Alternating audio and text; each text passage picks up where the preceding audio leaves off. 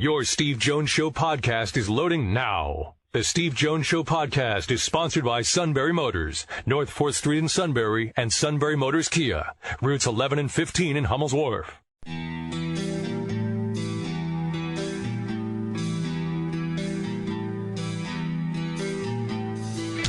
Sports talk where your voice counts. This is the Steve Jones Show on News Radio 1070 WKOK. Now from the Sunbury Motors studio, here's Steve Jones.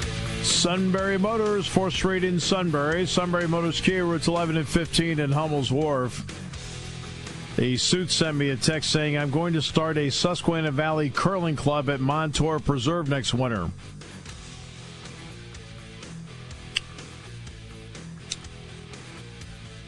Some people just know how to invent fun. It sounds pretty nice, but it has to be cold enough for a long duration to keep the ice, you'd think. Might as well just say it's at an undisclosed location. Wow. Well, it is a sprawling complex out there. Perfect for curling, I'm sure. We're going to go, Amy Dash here in a few minutes? Yeah, we're trying to connect with her as we speak. Very nice. Our play-by-play call of the day. Virginia Tech beats Duke at Kessel. Bibbs hop step, fires it left wing for Alexander Walker. Blow by, long jumper, no good. But Clark with the stick back on the other side. Tech leads with 4 seconds to play. Grayson Allen racing into the front court. Launches a three. No good! It's no good! The Hokies are dancing in Blacksburg, Mikey, and they should be dancing for the second time in back-to-back seasons. They've had a great year. I think they're now 10-7 in the league. That should be enough to get them there. That should be enough to get them there. Great win for Buzz Williams and his team as they beat Duke last night, 64-63. Yeah. In fact, usually beating Duke vaults you into the top 10 of the poll. Yeah, but you're 8-17. Now you're in the top 10. You beat Duke. It's that Duke Notre Dame syndrome I talk about when it comes to the polls. You beat Notre Dame, you vault up 5, 6, 7, 10 spots. You beat Duke, you vault up 10 spots. But, yeah, big win for Virginia Tech last night. It was courtesy of the IMG Virginia Tech Radio Network. Joe Lenardi will be on the show on Thursday. He'll join me. The show will be in New York. I'm trying to think. I don't think this will be the first time we've done this show in New York, isn't it? In Manhattan? I mean, I did it in Brooklyn. We did the show in Brooklyn. We've never done the show from Manhattan, have we? I think this will be a first. Yeah. Yeah. How about that? Show's been everywhere. Phoenix, Los Angeles, Chicago, Indianapolis, New York, Brooklyn, Front Street Station. I mean, it's been everywhere. Oh, stop laughing. Penn's Tavern. At Penn's Tavern, did we have a good time that day?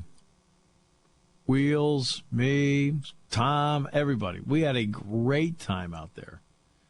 Corey brought the pickles, served them up. It was perfect.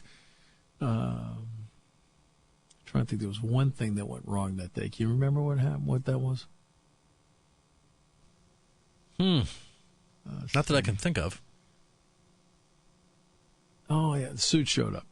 Oh. So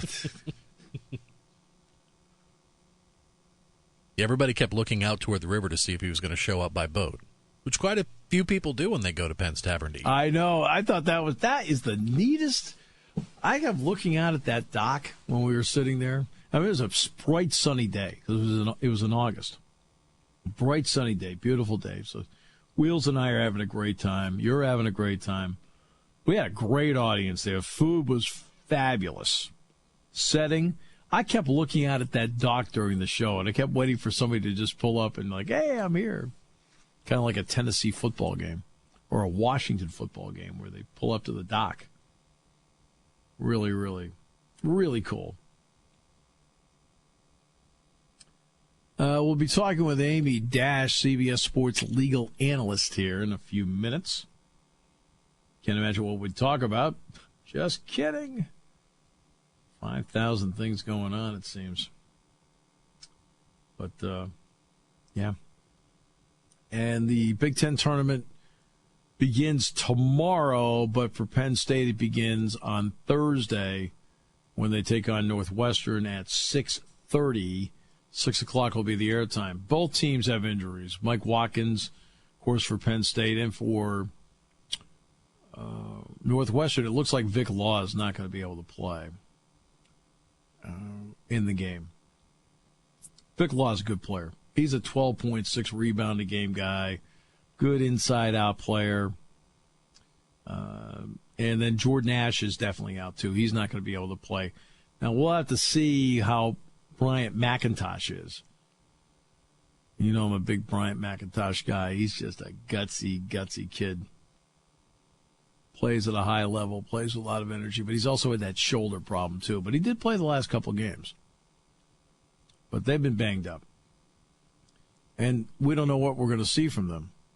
When Penn State played them on the 5th of January, man-to-man. When they played them on the 20th of January, it was all zone. Now, when you watch them play, they played a little bit of zone, but they're back to playing a lot of man-to-man. So I don't know. I don't know. So we'll do the show from New York. Let's see, I'll do the show here tomorrow. Then I'll go to Manhattan tomorrow night. Do the show in Manhattan on Thursday with Joe Lenardi on the show.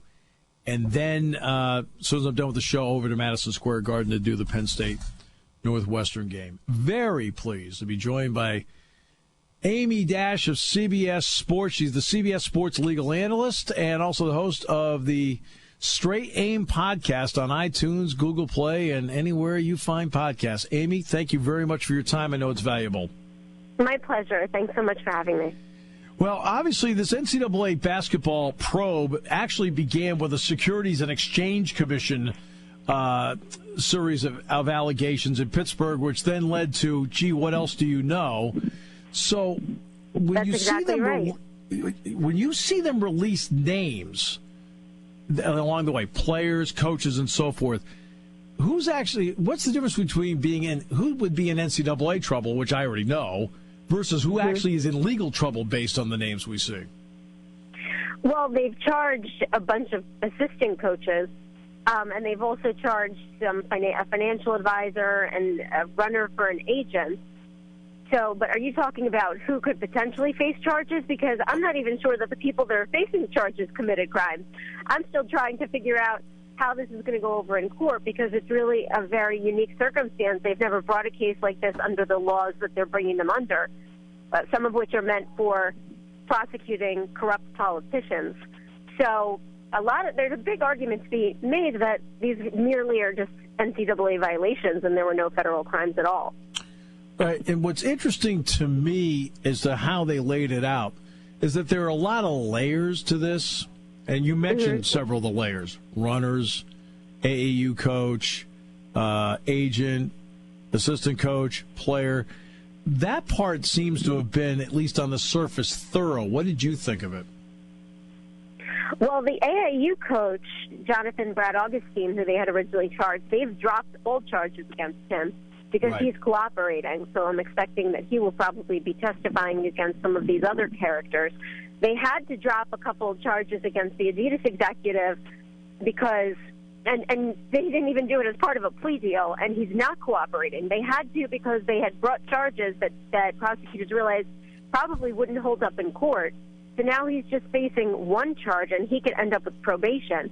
So we see a lot of the charges dropping off. However, on the flip side, a lot of the defendants tried to have all of the charges dismissed recently, and that was denied by a judge. So the judge thinks that there are victims here, the victim being the university. But my perspective is the university hasn't suffered a loss because the NCAA hasn't ruled that its teams would be ineligible or that there would be a loss of scholarships or money yet. So I don't see how the charges can be brought so preemptively. But the government obviously has a different take, and they think that all these people were part of a conspiracy to defraud the university. And the legal theory behind that is they're saying that these coaches should have known that if they're taking money, they're violating the rules, and therefore they're putting the university at risk.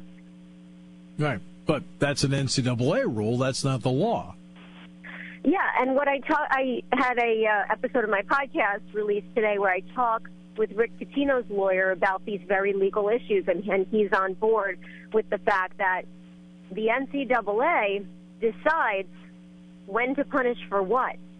So if you're criminalizing things that are leading to NCAA violations, well, then you're really leaving it up to the NCAA to decide what's criminal and what isn't, and that's really the whole problem with the government's theory. You cover these issues all the time. We've seen at the beginning of the season was the first, quote, information dump. Then right after they released the top 16 seeds was the next information dump. Then it was last week. So by my thought is right before the NCAA selection, we may see another one. But in your experience, Amy, what's the purpose behind doing this? Well, somebody leaked those expense reports from the agent to Yahoo, and they shouldn't have, and people were surprised that it was leaked because these are this is like small beans compared to the information that they have, because even if you're talking about just the wiretaps alone, there's 3,000 hours over hundreds of days. So there's a massive amount of information which right now is supposed to be under seal by the court, which is very, very serious if you're leaking confidential information that's been put under a protective order for sealing by the court. So whoever did that could get in big trouble. Right. Amy, the original, as I started out, the original was a man in Pittsburgh, Securities and Exchange Commission, and to get a reduced sentence, what do you know? And I guess he wore a wire for a while. Does that sound accurate? Yeah, he was defrauding athletes, apparently. He was representing athletes and mismanaging and stealing their money. And when he was caught, he decided to go undercover. Has his sentence been solved? And if so, how much? And if it was it reduced because of the information he gave? He got a reduction. If I'm not mistaken, I believe that his may be still being worked out, but I don't know what his sentence is. He's sort of an ancillary character. But what I am wondering is if it was his idea to go undercover and give all these people up, or if the FBI was already onto the whole college basketball underground culture and they just needed somebody to be their mole. All right, let me ask you this then. It's college basketball. Why is the FBI interested in it? Well, that's what I'm wondering. I think the FBI likes to obviously expose corruption and prosecute people who are breaking the law. But because this is such a unique case, we don't know if, in fact, any laws were broken. What they're trying to say is that there was fraud, that these coaches were engaged in schemes to defraud the university. I think the reason why they're bringing it is because the universities a lot of them are public, and so taxpayers are paying the salaries in part of some of these coaches or funding the scholarships. And so I think that's the reason why they're behind this at this juncture, is because they're saying that these universities have a lot at stake, and obviously if these coaches are using their positions of power and influence to not only break the rules but give unallowed benefits to different players, then who's going to suffer in the end if they're caught? The university. Therefore, the taxpayers are going to suffer. And so I think that's why they're trying to prosecute some stuff. Which then brings me to another part. Now, some of the amounts reported in that ledger sheet that I read, they're small. You and I both know it. Then there are others, like $73,000. The wiretap with Arizona, allegedly it's $100,000. Is this something the IRS needs to be interested in? Potentially, but I think that things are going to play out first with the FBI. I'm surprised with Sean Miller that he hasn't been brought up on charges. I'm surprised with that Louisville coach who was apparently in a Las Vegas hotel room and was part of the exchange of money toward a recruit, that he hasn't been brought up on charges. So I'm wondering how many more coaches are on the wiretaps and why haven't they been charged yet? Because it seems that if Sean Miller was talking about the same thing that some of these other assistant coaches were talking about, which is passing money, then he's also trying to defraud the university. So why would they be brought up on honest services fraud and not him. The only thing I can think of is the coaches that were charged were actually taking money for themselves personally, whereas some of these other coaches, when you're talking about Louisville and Arizona and even Miami, and some people think Rick Pitino's involved, though there's no evidence with him, but when you're talking about passing money to recruits, the coaches themselves aren't actually taking the money. So that may be why no charges have been brought against them yet. Finally, I know we have to let you go, and I appreciate this very much, but you are a CBS Sports legal analyst, right? As I pointed out, Straight Aim Podcast, iTunes, Google Play, anywhere you can find podcasts. Did you ever think there would be such a great need along the way for a sports legal analyst like there is now? It's funny because I've been doing this for 3 years, Yep. but I think that the scandals have just gotten bigger and bigger over the past year. And so I was actually working as a legal analyst, and maybe I'd get a call like once or twice a month. Sometimes there would be months when I wouldn't get a call, and then there'd be a big scandal like Deflategate with Tom Brady, and I'd be on the phone, multiple times a month. But then it would die off, so it really comes in waves. But lately, it's just been one thing after another, and so that's when CBS gave me the title of their legal analyst, is when right before the whole Ezekiel Elliott scandal broke. And then right after that was the NCAA bribery scandal, so it's just nonstop. So no, I really just fell into it because I started covering mixed martial arts. And who would have thought that you'd need a legal analyst for mixed martial arts? Amazing. Well, you do great work. We appreciate the time you gave us and the information you gave us to kind of guide everybody along as to what they're reading and seeing right now. Thanks so much. I appreciate it.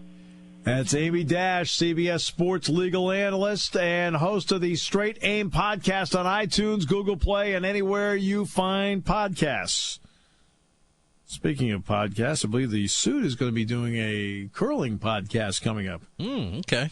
And insert sponsor here. Well, no, let's just check the traffic on it. Seems to be a bit thin. We'll come back with more in a moment on News Radio 1070 WKOK.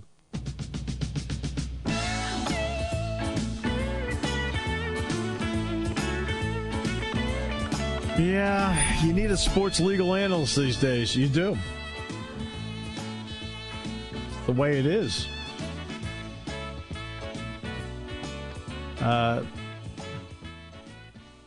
And you know me, I'd rather just talk about the games, the players, the strategy, things like that. Yeah.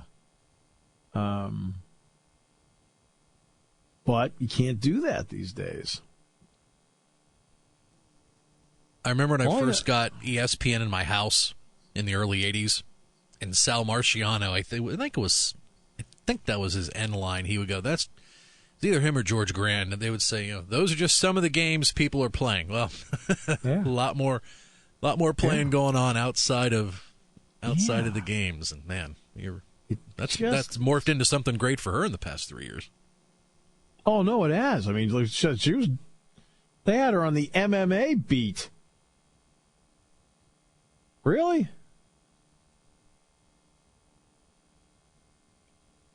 That's... Wow. Now you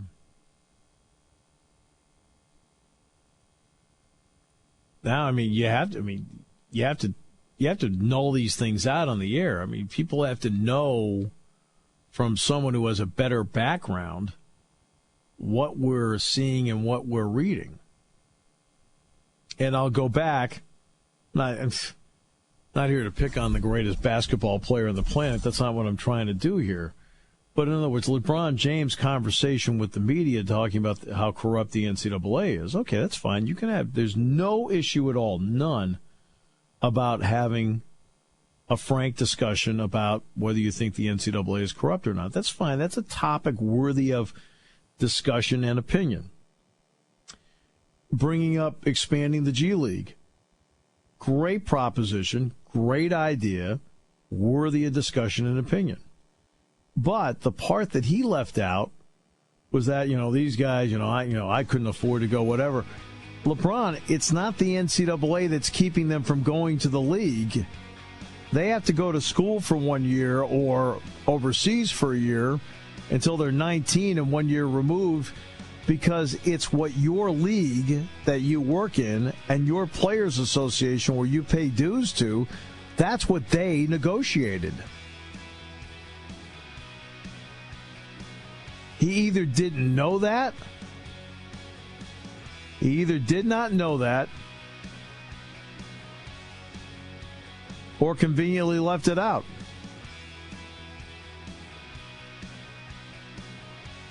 So, I mean, you can backhand the NCAA. That's low-hanging fruit. But you can't sit there and talk about how corrupt the system is when one of the reasons they can't jump from high school to college is because of your system. Taking your calls at 800-795-9565. This is the Steve Jones Show on News Radio 1070 WKOK. Now, from the Sunbury Motors Studio, here's Steve Jones. All right, Sunbury Motors, 4th Street in Sunbury. Sunbury Motors Kia, routes 11 and 15 in Hummel's Wharf.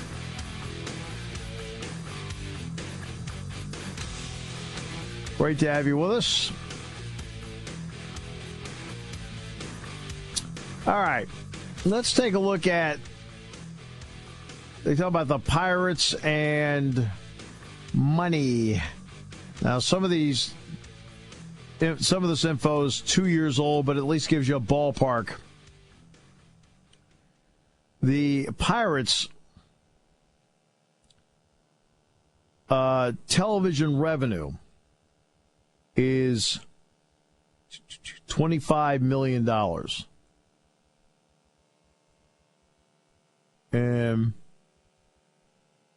It's a 10. I believe it's a 10-year deal. So I think it still has 3 years to run. Started out at 18. It's now moved up to $25 million a year. Right? Now, that's not the same as, for example, the Rays. The Rays, their deal is, I think their media deals are worth like $45 million now, which is amazing. And then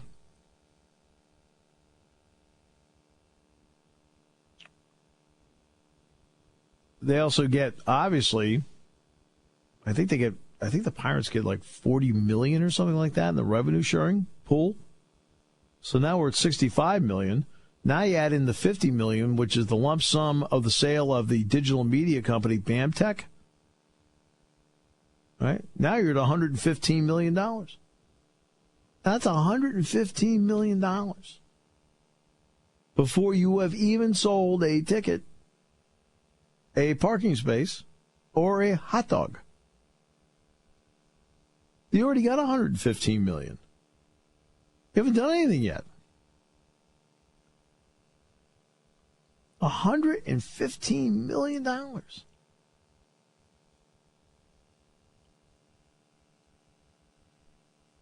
That's before you've done anything. That's an amazing number. And then when your salary base is 83, you're already $32 million up and haven't sold a ticket yet. So I found a story from Forbes back in 2014 dealing with the Phillies. It turns out it was back in about 4 years ago. That's when they signed their current TV deal. That was a 25-year deal worth $5 billion. And that's with, of course, back Comcast. then it was, back then it was Comcast Sportsnet Philly, but now they've rebranded as NBC Sports Philly. But of course, that's Comcast. So. Right, it's Comcast. Yep. Yeah. I mean, the Dodgers get more local TV revenue than anybody. Then it's the Angels, then the Yankees, then the Red Sox, then, believe it or not, Seattle. Yeah, then the Cubs, Houston, and the Phillies are in the top 10, then Texas. Yeah, the Dodgers deal was also, their current deal was also a 25-year deal, which was kicked in back in 2014 worth $8.35 billion. Right. Now, last is Tampa. Miami, Colorado, the Royals, the Brewers, then the Pirates.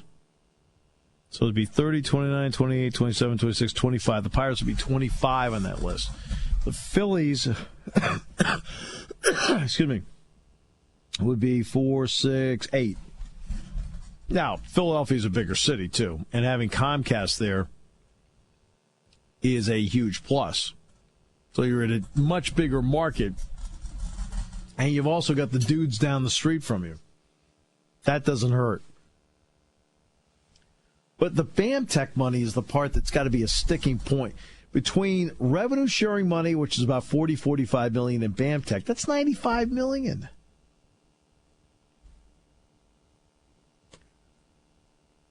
That's really, I don't care what anybody says, that's really hard to explain to your fan base, isn't it?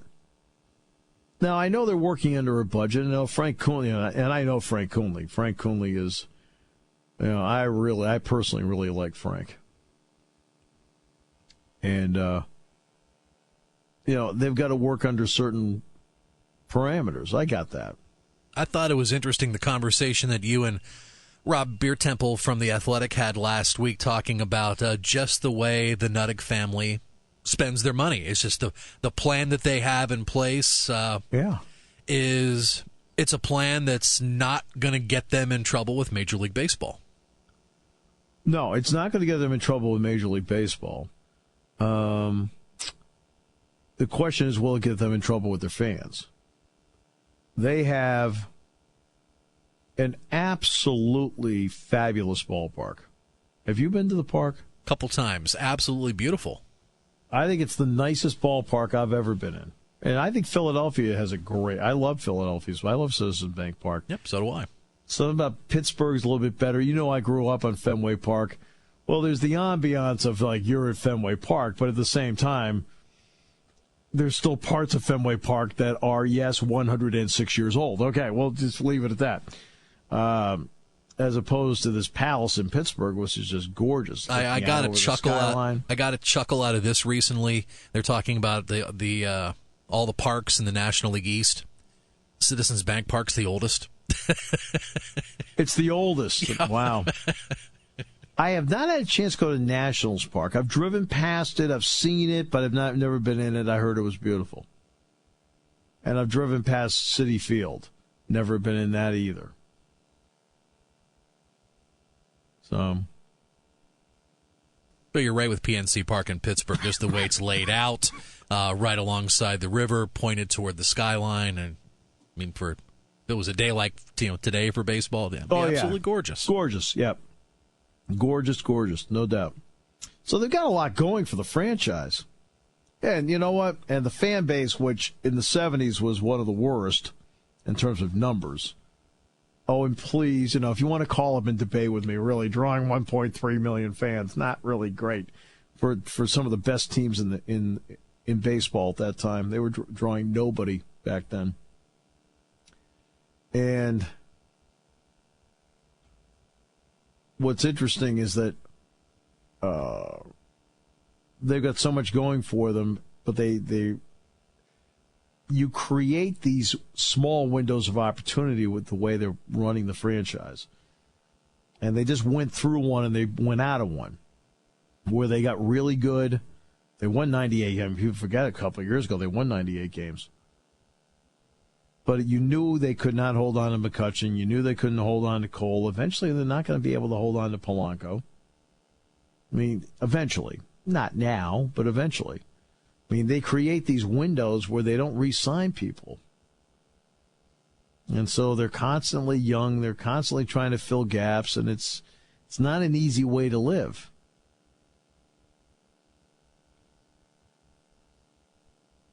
So, all right. So that's that story. Let's see. Tony Carr made Big Ten All-First Team. Mike Watkins, Lamar Stevens, honorable mention. Watkins and Josh Reeves were on the all-defensive team. So 40% of that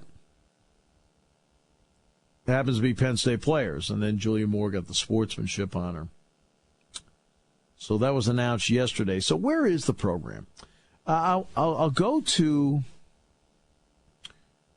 I was interviewed by Andy Katz for his podcast. I don't know, 6 weeks ago? And Andy said, Steve, in your experience there, what do you think are reasonable expectations of success? And the important part to me was reasonable.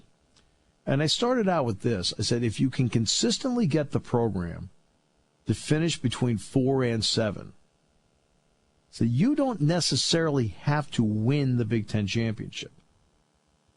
Because of the NCAA tournament, the key is to get yourself in the neighborhood of the at-large, which means consistently finishing between 4 and 7.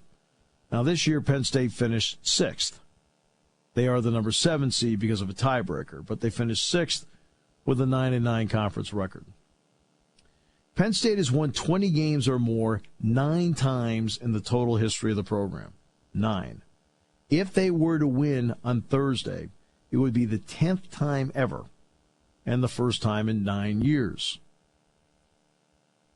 They've already won 5 more games in the regular season this year than last year. They won 3 more conference games this year than last year. But the biggest difference between Penn State this year and some of the other years I referenced is that in the great years for Penn State, they have been older teams. In 91, when they went to the NCAAs, it was Money Brown and Freddie Barnes and Dave Deggets. They were all juniors, and Jimmy Barnes was a senior. When they went in 96, Secunda was a fifth-year senior. Matt Gaudio was a fifth-year senior. To go with Earl and Lasicki and Calvin Booth. When they went in 2001, Titus Ivory Sr., Joe Crispin Sr., Jazzy Klein-Hurd Sr. When they went to the NCAA tournament in 2011, Jeff Brooks Sr., David Jackson Sr., Andrew Jones Sr., Taylor Battle Sr. Those were all older teams that got there. Now, the only one of the 4 I just referenced, the only one that was not a 20-game winner, 2 of them were not 20-game winners. I'm trying to think, 2001 was. 2011 was not. It was a 19-game winner. So now with a sophomore-dominated team, Stevens, Carr, Bostic, Watkins, to go with Reeves, a junior, a senior in Garner, freshman in Wheeler. There's your core 7 guys. This is a different dynamic than what I'm used to seeing at Penn State. There's still that margin of error to deal with. And that's where we come back to what happened with Watkins. This team was built in a certain way. Athletic center. Look, Penn State's had some really good centers over the years. Ed Fogel was really good. John Amaechi was really good. Calvin Booth was really good. Obviously, Amaechi and Booth both played in the NBA. But they've never had a guy like this. Each one of them could do certain things that Mike does, but not everything the way Mike does. So you built it with a center, sophomore, a stretch 4 power forward, sophomore, point guard, sophomore, okay? X factor, junior, senior shooter, then off the bench, sophomore, freshman, and of course Julian Moore's a senior. Now when you lose part of that, because next year, that's when the depth is coming in next year. You know, the recruiting class was Watkins, Reeves, tremendous, great start. Followed up the next year by Carr, Stevens, Bostic. Okay, now you've got a foundation. This year, you've filled some gaps. Wheeler's going to be a player. I think Harrah's going to help them out down the road. He won't be a star or anything, but he'll help them out. All right? And now you bring in Dredd and Bolden, who both have incredible reputations. That's 3 out of 4 recruiting classes in a span that shows some potential level of sustainability. So that's where they are. And I know everyone wants to flip the switch overnight. Believe me, broadcasting the games, you don't want to see, you don't think that I want to wake up every year feeling like I'm going to the NCAA tournament? Of course I do. But I also realize, as someone who has lived this out every day, and don't tell me for 36 years I haven't lived this out.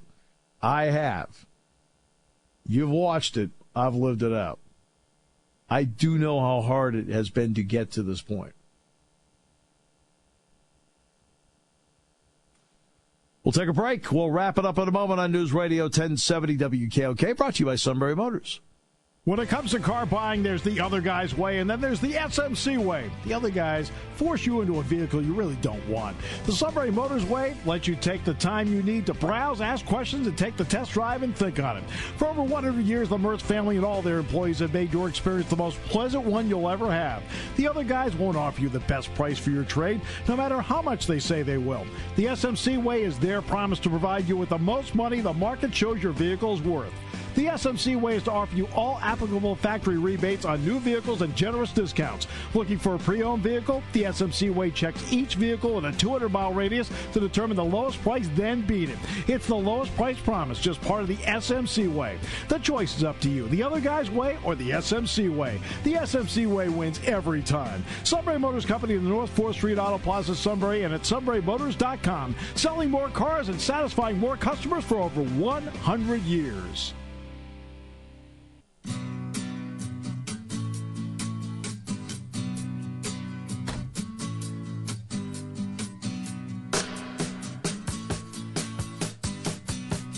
I looked at the sign-up sheet for the Suits curling team. A lot of blank spaces, man. Probably one person he could get on his team would be Laura Scott, half of the morning show on the other side of the glass on 94KX. I heard her say about a week or two ago that that's the next thing she wants to learn. She wants to learn how to curl. I've come to the conclusion that Laura Scott is one of the most interesting women on the radio. And she scaled Nepal last November, took a few weeks off and traveled to the other end of the world. Loves horseback riding. Married a guy who's a smart entrepreneur. Oh, she's not married to the Suit. Okay. No. Oh. What are you trying to do, break the internet or what? Oh, that would break something. Yeah. So she said she put that on her hit list long before the American team won the gold medal. Wow, so, I'm impressed. Yeah, a couple weeks ago. Yeah, that'd be pretty cool. Very nice. Very nice. I wouldn't put it past her. Probably something she'd do. Yeah. So. Daniel sent me. How's Suit Light doing? No, it's not him. Daniel sent me a note asking, do I ever see LeVar Arrington? Oh, an email. Okay, yes, we did get an email. Yep. Steve Jones at WKOK.com. Drop us a line anytime. I usually see LeVar once or twice a year. And to be honest with you, he always acts like we're long-lost friends. I personally like him. I mean, I've always liked him. But he was here for 3 years. Then, of course, he was the second overall pick in the draft by the Redskins. This place means a lot to him. Not a little. This place here means a lot to him. He's carved out a really nice radio career. He's done really well with that. He's carved out a really nice TV career. Yeah, look, he's articulate. He's funny, knowledgeable. He does a great job with all this stuff. But I usually, he asked how often I talk to him. I usually talk to him probably at least a couple times a year. Yeah, when NFL Network started to dive into live morning TV, LeVar played a big part in that show, NFL AM. Unfortunately, the show didn't really get a lot of ratings. Now, Good Morning Football that's on now is doing very well. But, he was really good on NFL AM. Really good. Really good. But, every time I talk to him, he's doing well. And like I said, I usually talk to him a couple times a year. And enjoy talking to him. I just enjoy talking to him. He's let's see. The Steelers just can't stay out of trouble. Just can't. I know where you're going. I saw the story, too. Chick-fil-A Snapchat video. Chick-fil-A got little kids. This kid's like 8 years old. No wonder the lines are so long at Chick-fil-A. Well, I guess now that he's been bullied at school over this. So they're suing. And no offense, but I don't know what Sean Davis is talking about. Have you ever? I've never waited at a Chick-fil-A. Have you? Sometimes. There's the one in State College. There was one time where they had a really big crowd, and I wasn't in a hurry. I go through the drive-thru, which is what he's doing. Mm-hmm. I go through the drive-thru, and I'll inch my way through the drive-thru. I'll order. They have it waiting for me the second I get to the window. Mm-hmm. I'm never waiting at the window. What the heck's he talking about? Now, that aside, that's not the issue here. The issue here is the youngster, the young person, who has been bullied by others because of the Instagram. What you think is funny may not be funny to the person you're poking fun at. He's got a problem here. This is not a small problem. Go back to what Herm Edwards said. Wait 2 seconds before he hits send. I mean, but he's got a problem here. Yeah, it's not good. I mean, this suit that has been filed against him, it's not small potatoes. It's the off season. You're not in a hurry. You'll get your food in another minute or two. Hey, but I mean, he's got a problem here. I probably should have asked Amy about this when she was on, whether she thinks Sean Davis is going to have to pay. My gut feeling is he's going to have to come up with some sort of settlement here. Lesson learned. Let's see. Has anybody signed up for that curling thing? Ooh, looks a little lean. Kevin, well, maybe we just need to get the word out. You're listening to News Radio 1070 WKOK Sunbury. You can hear us anywhere in the world with the Sunbury Broadcasting Corporation app.